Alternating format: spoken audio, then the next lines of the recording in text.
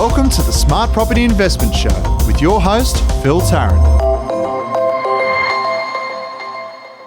G'day everyone, thanks for joining us. Smart Property Investment Show. It's a Monday morning recording from North Sydney. And I do apologise, often I cop a bit of flack on the Smart Property Investment Show. They're a bit too Sydney-centric, my argument, to the detractors in that regards. We do talk about Sydney a lot. We do talk about Melbourne a lot. We do talk about Brisbane a lot. And the reason why we talk about those areas is that most of Australia lives on the eastern seaboard of Australia, and therefore that's where most of the properties are. We do get around the ground zone. We do talk about Tasmania, South Australia, Northern Territory, and WA as well. But the Sydney market within our realm has cooled a little bit. Anyone that connects in with the media will know that the Sydney market has softened considerably. In some places down 5% on highs, a little bit more. Whether or not that's going to go any further, no one knows. The read I get on the market and chatting with economists is that it'll be relatively steady in Sydney moving forward. Same as in Melbourne.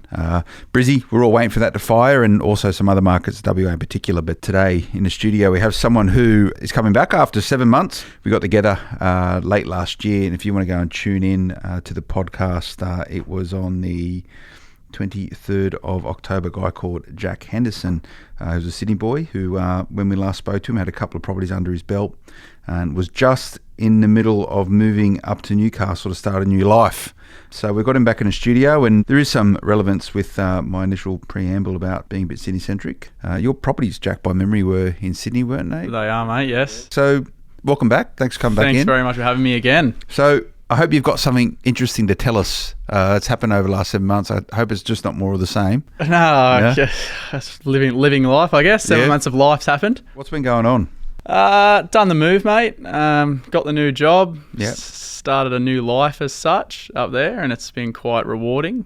Up there, Newcastle? I've enjoyed it, mate. Yeah, long it's way? an incredible place. No, Yeah. It's not really a long way, mate. It takes me an hour and a half, hour and 40 to get to Sydney. It's pretty good. So a lot of people, that's why they commute into Sydney every day. It's not that far. I mean, it can take you 2 hours from the Western Sydney to get to Sydney sometimes. Yeah. So let's go back over this story. So you worked in construction, building type of trades. Yep, still in earth moving in Newcastle. Okay. By memory, your family business was earth moving? Yeah, my father runs a business in Sydney for earth moving, yeah. So you bought a couple of properties here in I've got two in Sydney, in the eastern suburbs of Sydney, two apartments. And then I've moved to Newcastle and since bought another in Newcastle in a suburb called Bar Beach, which is sort of the Bondi of Newcastle. So you like buying in more premium areas rather than... more the blue chip suburbs. You know, I don't like speculating where the next 10% is going to come from. I like to look at past growth and go off that. So your properties in Sydney are in the eastern suburbs? And they're 2 units, is that right? Yeah, two two-bedders, one in Coogee, one in Maroubra. Okay. Yeah. How far from the border are they? Well, Coogee, I'm not sure if your listeners know, but Coogee Pavilion is on Dolphin Street. Mine's the next street back, which is Brim Street, so it's probably 100 metres to Sand and Surf, and Maroubra is the same. It's Bonavista Avenue, so it's, again, really close to the ocean. You see the ocean from the balcony. So that's right. And what was the basis of buying more prestige? I say prestige as in more in prestige suburbs than the rest of Sydney, which is 1/5 of Australia lives in the western suburbs of Sydney, right? So why'd you buy in the more premium locations? I guess, I'm looking for high growth suburbs, which tend to be more your blue chip, sort of 5 to 15 k's from your CBDs. The people who live there and rent there, they're young professionals and they tend to have high disposable incomes and your vacancy rates are less, and for me it works. Your yields don't tend to be as great, but your growth in the long run I think is a lot more stable, and the premium suburbs tend to get better growth. And you're pretty young, right? Yeah, I'm 21. Okay, you're 21. Yeah, almost 22. That's pretty good. So you've got potentially 3 or 4 market cycles in you before you probably choose to. I tend to retire at 70, every market cycle until the day I die. I never tend to sell. Yeah, I never plan to sell. Yeah, so I've got a lot of cycles, I hope, in me. That's cool. It's a lot of property to have value wise for someone so young. And you said you just purchased your third investment property. Yeah. So are you renting up in Newcastle? The property I bought, I actually rent off myself as such. So I rent out a bedroom and then I rent a bedroom as well. It's a 2-bedroom apartment. That's cool. Yeah. Yeah. All right. So you're doing construction stuff still up in Newcastle? Yeah, still in earth moving in Newcastle. So we do a lot of work, not just in Newcastle. We do a lot of work all around the state and interstate as well. So how are you finding living in Newcastle? Incredible, mate. Incredible. The lifestyle's amazing. It's very similar to Sydney's eastern suburbs, I think, like the lifestyle, and you got the cafes, the nightlife, even the people. There's quite affluent and wealthy people in the suburbs that I live in and I invest in Newcastle. It just doesn't have the traffic and the, How long does it take you to get to work if you work in Newcastle now? It's like 10 minutes. Yeah, it just depends where I'm working. So at the moment I'm in Warner Vale, which is like Central Coast. So it's a 70-kilometre drive. It's quite a long drive and it takes me 40 minutes. Okay. So 70 kilometres in Sydney would, peak What's out. going on? Warner Vale for a little while back in early 2000s was like the fastest growing suburb in all of New South Wales. They were talking about putting the new big train station up. Yeah, well, that's what we're doing at the moment. Oh, is that what you're doing? So we're doing the big town centre. There's a big subdivision going in there. Yeah. Train station, shopping centre, all that sort of stuff. So is that north of Sparks Road? Yeah, so if you get off the freeway at Sparks Road, Yep. you go like left and head into Warner Vale, Tukley area. Yeah. Okay. Just over the train line, and then that's it on the left. So that's huge up there for Warner Vale, isn't it? It's going to be, yeah. It'd be incredible, yeah. Okay. You wouldn't think about investing around that area? Nah, no, it's not for me, mate, but I'm sure there will be a lot of people that will invest there. Yeah, that's cool. So this property that you purchased in Newcastle, where? Bar Beach, right? Bar Beach, okay. yeah. So close to the water?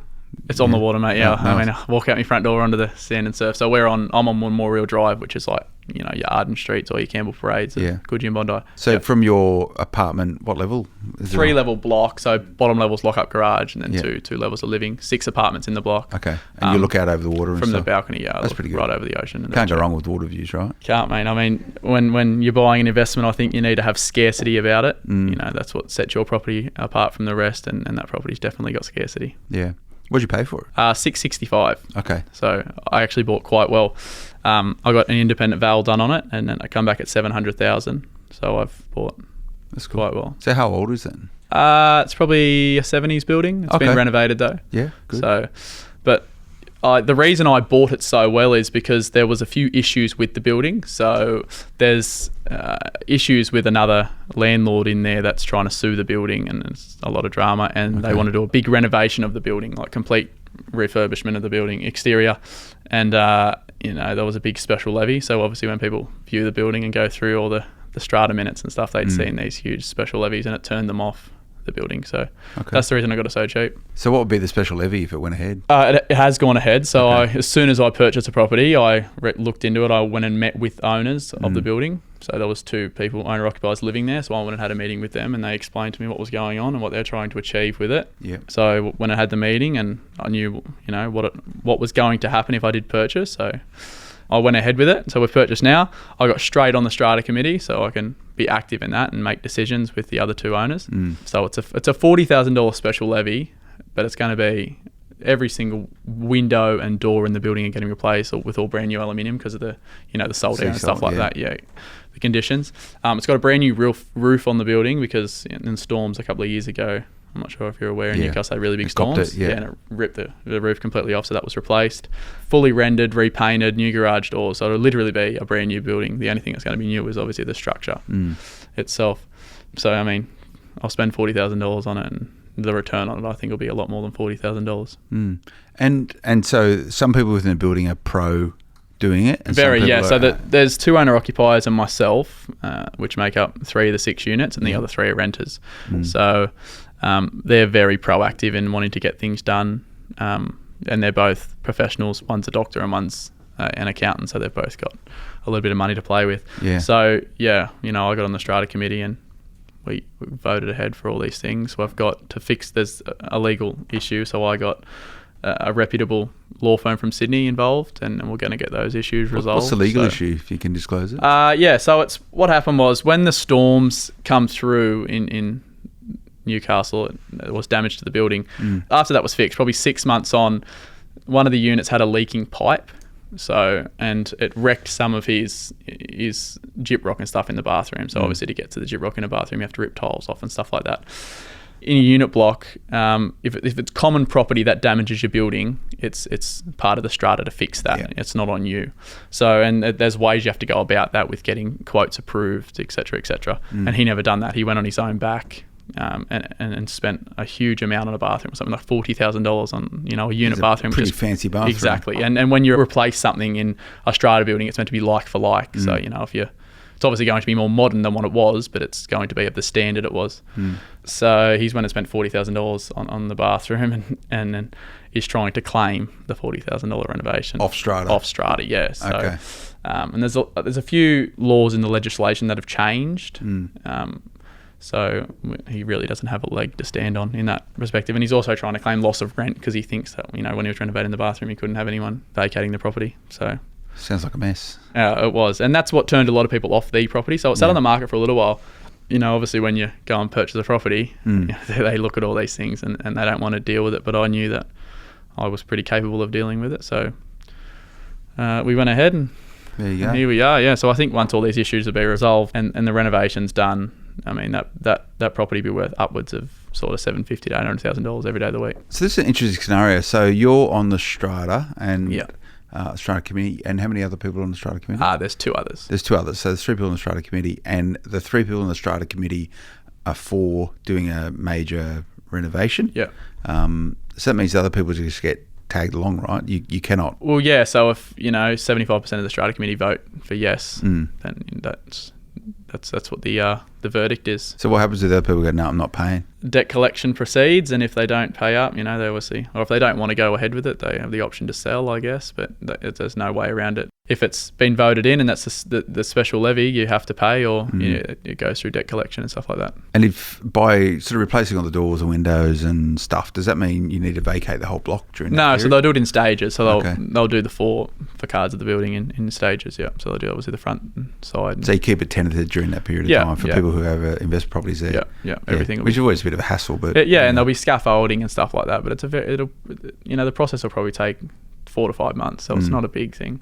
I guess if tenants don't want to live there while it's happening, then they can vacate the property too. Yeah. And they have to get new tenants in. So what's next then? Is that you blown all you down on this latest property, or I don't use cash savings as such to purchase property. I try to keep them for enjoyment of myself. I've already got the next property in the pipeline. So my brother-in-law is a first-time buyer and obviously isn't very educated in the property market. So I said, how about I jump on board with you and we do it together? So it'll be a joint venture. Okay. Yeah. That's cool. And that means by doing that, he can't get the first-time buyer's grant, but he can, yeah. So there's a stipulation with that. So we'll be tenants in common, which will be 50% ownership each. So he'll still get a 50% stamp duty exemption. Yeah, that's cool. We're going to buy in Newcastle again, so it'll be Merewether or Bar Beach. Okay, same sort of thing, a 2-bedroom apartment. Yeah, we'll try and get a 2-bedroom apartment, lock-up garage, and then there's very rare 3-bedroom apartments up there. I'd love to get one of those, but they're very hard to come by. Yeah. But yeah, so it'll be 2-bedroom, I'd say. There's quite a lot of off-the-plan house and land stuff going on up in Newcastle at the moment, isn't there? What do you reckon about all that? I reckon it's trash, to be honest. Really? Yeah. You're paying a premium for second quality property, I think. Because if you think about it, where they're developing at the moment is land that hasn't been developed yet, which tends to be further from the CBDs in secondary locations as such. So all the great land was developed first. If you look at Sydney, all the great land in the harbour and surrounding suburbs was developed first, and as you go further and further out, And the way I look at it is, if the properties that are 30 or 40 kilometres from the CBD are going up, there's how can the properties in the CBD not be going up, if you know what I mean? Because the demand's always going to be there for good quality property close to your CBDs. The reason people are buying out that far is because they can't afford to buy in the CBDs. And you like buying, so this last property you said was built in the 70s, has 6 units, right? So a small boutique blocks. So I look for stuff, 12 units is sort of my limit, 12 and below. In established blocks, no lifts, gyms, elevators, pools, anything like that that's going to make your strata levies ridiculously high. And you always look for scarcity and a good build. So where did you, I think we spoke about this last time, where'd you get your sort of investment sort of fundamentals ethics from? Philosophy forum? So my mentor Chris Gray has helped me a lot with that. Yeah. How's he going these days? Good. I'm about to go have lunch with him after this. So we're going to go down to Balmoral. Nice down there. He's still got his TV show going, hasn't he? That's on Monday nights, I think, at 7:30. Yeah. So his investment philosophy is very much what you've taken on board, right? Definitely, yeah. He doesn't invest anywhere other than sort of himself. He doesn't invest other than Sydney, but he invests for clients in Melbourne and Brisbane, but he uses the same philosophy and same techniques. And why was it that his particular philosophy resonated with you versus some other people's investment philosophies? I guess what attracted me to Chris was the lifestyle he'd created with property and the things he was able to do. And I guess if you look, it's not just so much Chris. There's a lot of people that use his there is personality that's known, and the results speak for itself. I guess there's a lot of people out there, and you read stories all the time, and I'm sure you get people in here that have a lot of property, but that's not a lot of quality property. And they make the numbers sound better than what they really are. You know, like I think a lot of these people are investing in Brisbane and such. It's a lot of speculation. If you look at Brisbane and further up the coast in Queensland, if you look at the past performance of these suburbs, it's not great. You know, and you can say that there's going to be a lot of infrastructure going in, there's population, but it's all speculation. And that's the way I look at it. If you look at these suburbs that I'm investing in, and if you look at past performance, it's there, it's strong. And I'd much prefer to invest in something that's got past performance and I can go, you know what, for the past 30 years it's done X, so there's no reason that in the next 30 it's not going to do X. Yeah, I think that's a really important point for our listeners. There's many different investment philosophies out there. Some of them are better than others. Some of them are just downright. And there's not saying it doesn't work. It does work. There's lots of, you know, you look at people like Nathan Birch, that's what he does. And he's got 200 odd properties and a massive cash flow. But again, when you're looking at those sort of suburbs, your growth is not as good as, you know, it could be. Your yields tend to be better, but yields are not the thing that get you deposit for your next property. You know, putting that $100 in your pocket every week is not going to get you the next $150,000 to purchase another property. But I think the point is that if you choose to go down a particular path, you should stay the course rather than... Definitely. A lot of people go wrong by flip-flopping on the investment strategy. Yeah. And one day it's this, next day they're doing mining towns, next day they're buying off-plan apartments in and people want wherever. the instant gratification. You know, they want to make money quickly, and it doesn't happen. You know, like it doesn't. It really doesn't. You know, I don't make a lot of money on these properties. Like I make a good amount of money, but it's not money you can see, and I really won't see the compounding effect of these properties probably for the next 10 years. But when it happens, you know, it's...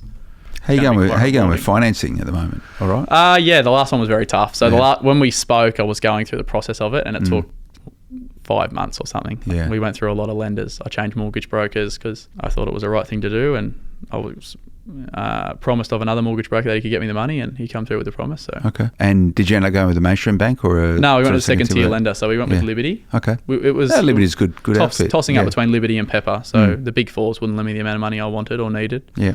So yeah, I guess the way Liberty calculates your serviceability is different to the way the Big Four calculate it. I think that's a good point also. You know, you don't always need to look to the Big Four banks for investment financing. Yeah. You know, Liberty and Pepper, both really good operations, been going for years and years and years, and you know, at a point when you might be a little bit more trickier to get financing through the Big Four, you know, it's worth turning to those type of lenders to see if they can help you out. What's the issue with getting financing through the Big Four with you? Was it serviceability or was it income? It's just serviceability, and the way they calculate it now, it's just ridiculous. You know, like your living expenses and stuff like that, the way they calculate it, and because a lot of my income is in overtime, like we do a lot of overtime. Yeah. So, and they don't take 100% of your overtime in their serviceability calculations. So it was just tough. You know, it's not going to be an easy run. Yeah. You're not going to just have it smooth sailing.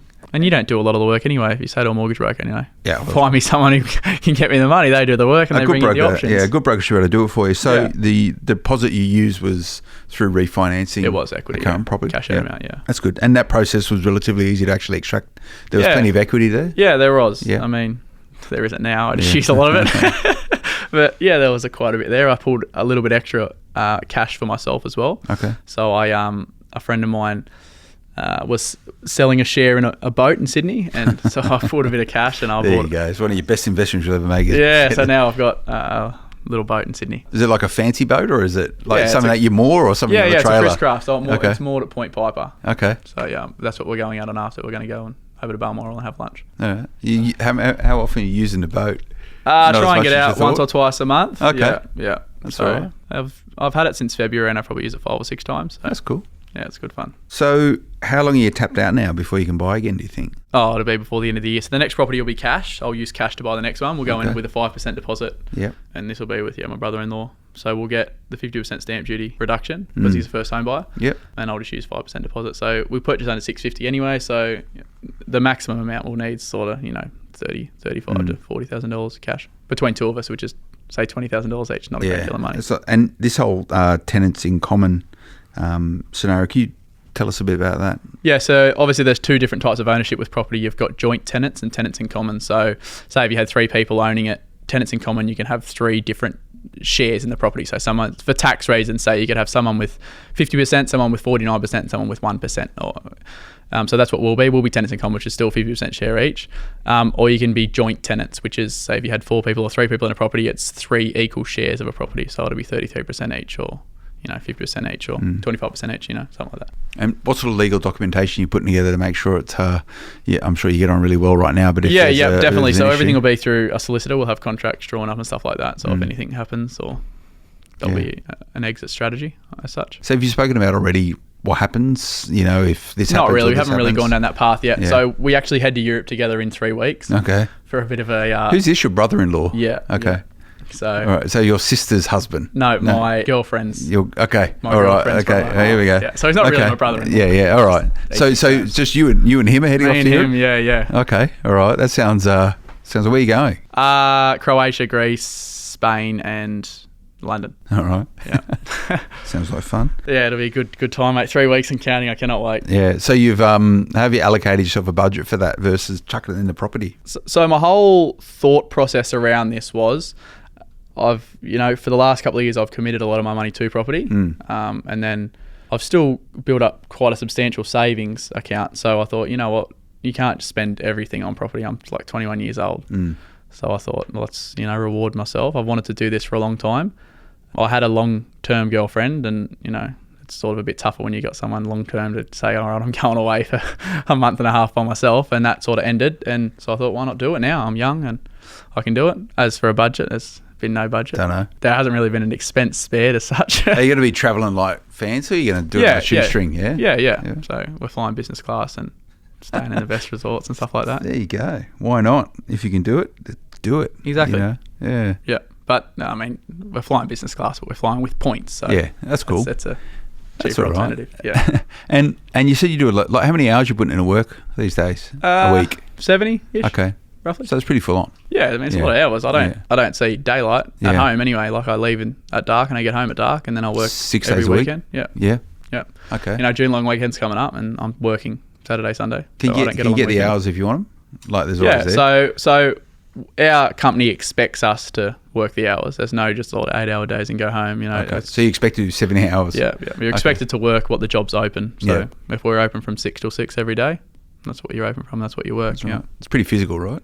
Oh, for me, it's not so much physical. Like, I'm in a machine, but it's still like, it's a lot of hours to work, and I don't tend to have, like, we're meant to have 2 breaks every day, but if I'm flat out, I'll just eat on the run sort of stuff. Yeah. So but I enjoy it. What do you do when you're in the machine all day? Do you listen to music and stuff? Yeah, so I podcast usually. Yeah, so actually, listen to podcasts while you do it? Yeah, all the time. Yeah. So I got radio. It's got Bluetooth, so I just play podcasts, and then if you get over a podcast, you play a bit of music. Yeah, and then you listen to the Smart Property Investment Show all the time. Yeah, constant. What's been your favourite podcast? Other than yours, you probably listen to your own, I imagine. But, I did listen to that straight away when it was released. I got to see what I sounded like. What sort of stories do you like? Do you like the stories of people coming in and sharing their investment scenarios and stuff? I like like Daniel Walsh. You've had him in here before. I liked his story. When I tend to see someone online, like if they've had like a news article and stuff like that, you seem to look for their podcast, and I seem to look for them. They're all different. Sometimes I'll listen to them and I'm not a big fan of what they do, but sometimes I listen to them and I enjoy them. Yeah. But I listen to a few. Like, I listen to a few different podcasts. Not even so much Australian podcasts either. There's a few like American podcasts like the Tim Ferriss Show and stuff like that. Yeah, it's Gary Vaynerchuk, all that sort of stuff. Yeah. Tony Robbins, I love him. Yeah. Warren Buffett doesn't really do podcasts, but he's got a lot of stuff on YouTube and stuff like that, so I can just play that through my phone and listen to that. So I love what Warren Buffett's about. He's very much about what I do in property, but with sort of shares. Value investing, blue chip, that's what he's all about. Long-term sort of stuff, So it's a great job to have then to continue your education. Yeah, right? Exactly. And they say you're the average wealth of your 5 closest friends, and when in the industry I'm in, there doesn't tend to be a lot of wealthy people. So when you sort of surround yourself with podcasts as such and listening to these things daily, it sort of feels like you have that influence in your life, sort of thing. You know what I mean? So what do the guys on site reckon? Do they sort of know what you get up to, or you keep it pretty? I keep it pretty quiet. The last company I was at, they knew everything about me. They thought I was some sort of millionaire or something, or everyone was into me. But this company, I've kept it pretty quiet. Yeah. Do you sit there and they go, well, "What are you doing?" Like, aren't you supposed to be sort of working all day and drinking 8 schooners every night? Yeah, when I was saying like, I'm going to Europe and that, and I was flying business and where I was staying and stuff like that. They're like, how do you afford that? Or how do you sort of thing? And then I explained it all to them. But yeah, I keep the property stuff pretty quiet, which I don't think I really should. I should be able to explain it to it, but a lot of people don't understand it. Yeah, or care, as well. Yeah, that's fair enough. Each your own. Cool. Sounds like it's all happening. Yeah, it's all happening, mate. Anyway, so. All right. On to the next one, I guess. You'll have to report back again. Have this little relaxing holiday as such, and then... How long are you on for? 6 weeks in Europe? Yeah, 6 weeks, yeah. Okay. When do you leave? 20th. 3 weeks. All right. That's going to be middle of summer. Yeah, over there it will be. That's cool. Amazing. You enjoy it? You never been before? I haven't, mate, no. So this will be the first time. All right. I went to Dubai a couple of years ago and experienced that. And so now we'll do the party trip in Europe. There we go. All right. So what's your tip then for young investors out there, Jack? What would you give us 3 things that people can walk away with? Don't listen to the media and your mum and dad and your auntie and uncle that tell you it's hard and you'll never get into the property market, because it's not hard. If you can go to a mortgage broker and say, this is what I earn, this is my expenses, I live at home with mum and dad. If you don't live at home with mum and dad and they can tell you what you can borrow, it's not hard to get into the property market. So is that a myth then, this whole 100% millennials, Generation Ys can't get in? It's not a myth that it's hard to get the money, because it is hard to get the money. Your serviceability is going to be dramatically reduced to what it used to be. But if you can only spend $400,000, go and find a property for $400,000, It's not hard. And if you can't find a property or you're not educated about a property, get educated or go, employ a buyer's agent. Because it's not a hard thing to do. If you want to do it, you'll do it. Or if it's not property you want to do, if it's shares, then go and see, a wealth management firm. It's not a tough thing to do. Okay. It's an excuse. The people, it's too hard, and they say it's too hard, and just so they can spend their money on something else. They go buy the new car. Or for me, I hear it all the time, and I read the stories, and then like when you post something like this on Facebook and you see the comments underneath it, like all these negative people, that he had this and he lived at home with his parents until he was 25. Like, who cares? Regardless, he's worth X amount of million, and you're sitting there with your excuses on Facebook. Fair enough. All right. So don't think you can't do it. Go and do it. Number one. Do it. Yeah. What else you got? Enjoy your life too. Okay. I believe that. You're not going to invest 100% of your income. If you want to put X amount aside, or you get your property and you know what it's going to cost you every week, there's no reason why you can't go and enjoy your holiday or go and eat at nice restaurants or do whatever you like to do, spend money on your car or whatever people want to do. There's no reason you can't do, both, because you only live once. And I guess these years of your life, especially, from your 20s to your 30s, you're not so much tied down to kids and a job as such. You can move around, be flexible. And that's a big thing Gary Vaynerchuk is trying to push is... So his podcast is called the Gary V Experience, isn't it? Yeah, the Gary V Audio Experience. And then he's Gary got V Audio Experience. Go and listen to it. It's good. The Daily V and all that sort of stuff on YouTube, But he's trying to push the same thing. Like, life is long. Like, you think you think you're 30 years old and you're like, I'm old now. But you could live to 90 or 100. Like, life expectancy sounds incredible. So, for the first 30 years of your life, if you do nothing, you've still got 60 years to do something, like enjoy your life. Yeah. That's what I believe anyway. Yeah, if you want to... I concur. Go and do what you want to do, go and do it. Don't listen to the people out there that are saying you should do this and you should do that and the stigma around things. I believe. Do what you want to do. So don't go and settle down and get a white picket fence and a quarter acre block if that's what you want to do. If you want to, like my brother, that's what he wants to do. My brother's got a little family and he wants to buy a house and he wants to live there for the rest of his life. If that's what makes him happy, then that's what makes you happy. But if you want to go overseas and live, in hostels and explore the world on a budget, then do that. If you want to drive Bentleys and go on yachts, and go and do that too. That's what I believe.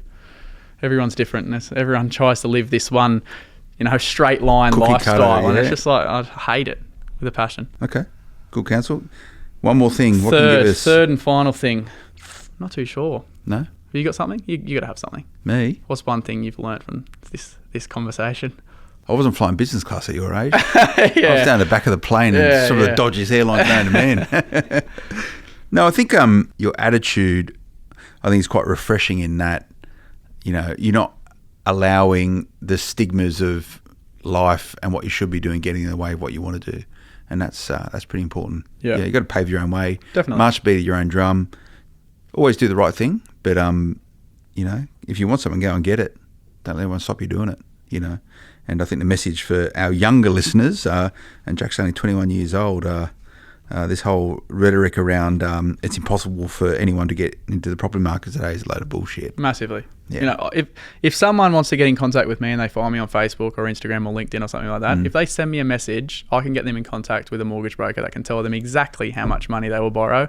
And it's a process that takes all of 10 minutes. You fill out a client brief, send it to him and he'll tell you what you can. I read a thing in the paper on the weekend and it was some book someone's written, I can't remember who, and 30-something years old or something or other, and how what she did was that she outsourced her finances to her parents who paid her an allowance of like $200 a fortnight or something. So the only way that she could save $40,000 was for her parents to manage her own finances. What do you say about that? If that's what works for her, then that's incredible. If she had the guts to do it, and not many people would, and I guarantee if they said the only way you're going to get a property is if your parents save for you, or someone looks after your money, no one to do that. Someone looks after your money. Because they don't like the control. They want to be able to go and spend what they want to spend. But if you're committed to, if it's not just property, if you want to go on a holiday or you want to, buy something, then you have to be sacrifice disciplined. And stuff. Yeah, discipline. And if that's the way that she done it, and her parents, if she saved the $40,000, then it worked. That's incredible. Good stuff.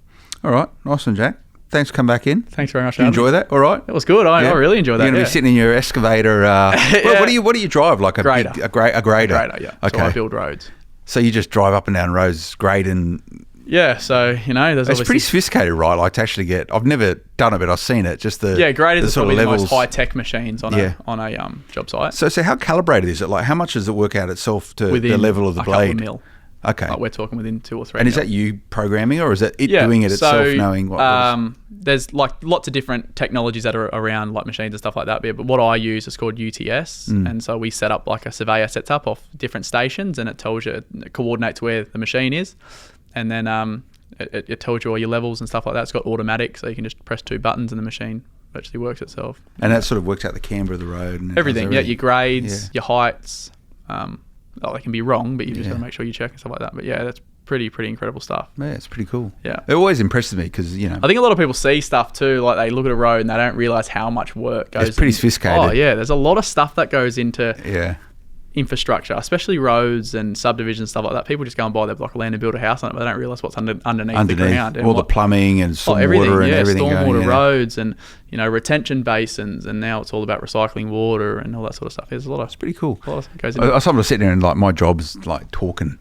It's very different to actually constructing stuff. So it's always impressive. You construct podcasts. I construct podcasts. It's not me. It's other guys here twiddling the buttons and pressing. I'll just talk. But anyway, good, Jack. I enjoyed it, mate. Thank you very much. Mate. Thanks for very coming much. in. We'll talk soon. Yeah, we will do. Remember to check out smartpropertyinvestment.com.au. If you want to go and tune in to the podcast that we did with Jack previously, which was late last year, the date was the 23rd of October 2017. Go to the website, smartpropertyinvestment.com.au, or track it down, or any of the apps that you can listen to podcasts like the iPad app, etc., SoundCloud. It'll be there on that date.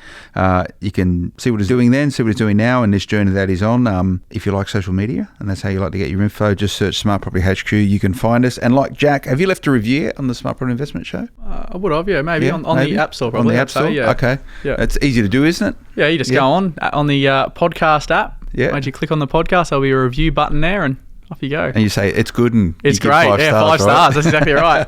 There you go. All right. Thanks everyone for tuning in. We'll see you next time. Until then, bye-bye. The information featured in this podcast is general in nature and does not take into consideration your financial situation or individual needs and should not be relied upon.